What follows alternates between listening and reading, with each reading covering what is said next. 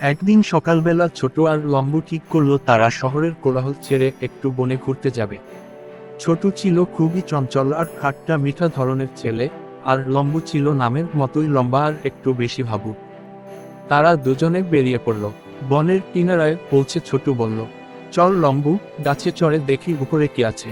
লম্বু বলল, তুই যা, আমি তো গাছের পাতাতেই ভয় পাই। হঠাৎ তারা শুনতে পেল একটা গর্জন। ছোট একটু কাঁপতে কাঁপতে বলল, এইটা তো বাঘের গলা।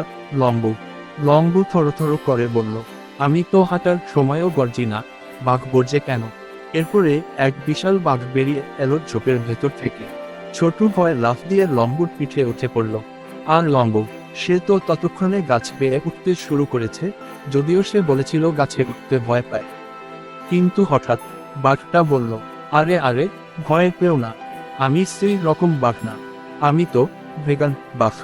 কলা খাই, গাজর চিবাই, পিৎজাও খাই মাঝে মাঝে। ছোট আর লম্বু হা করে তাকিয়ে রইল। বাঘ বলল, আমি একা একা বনে থাকি, বড্ড বোরিং লাগে, তোমরা আমার বন্ধু হবে। ছোট বলল, তুমি যদি আমাদের খেয়ে না ফেলো, তাহলে ভেবে দেখা যাবে। বাঘ হেসে গড়াগড়ি খেতে খেতে বলল, খাই না রে ভাই, এখন তো ডায়েট করছি। এরপর শুরু হলো তাদের বন্ধুত্বের এক অদ্ভুত অধ্যায়। বাঘ তাদের বনভোজন করালো, গাছ থেকে পাকা আম পেড়ে, ঝর্ণার জল এনে।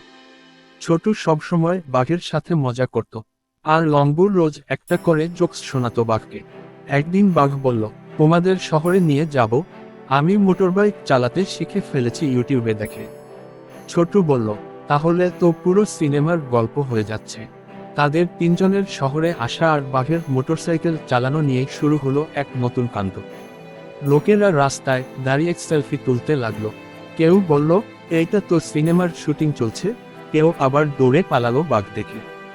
শেষমেশ শহরের মেয়র এসে বলল, এই বাঘ তো দারুণ, আমাদের নতুন ফ্রেন্ডশিপ অ্যাম্বাসেডর হও। এভাবে ছোট, লম্বু আর তাদের বনবাঘ হয়ে গেল শহরের হিরো। তারা রোজ বিকেলে আড্ডা দেয়, আইসক্রিম খায় আর নতুন নতুন দুষ্টুমিতে মেতে ওঠে।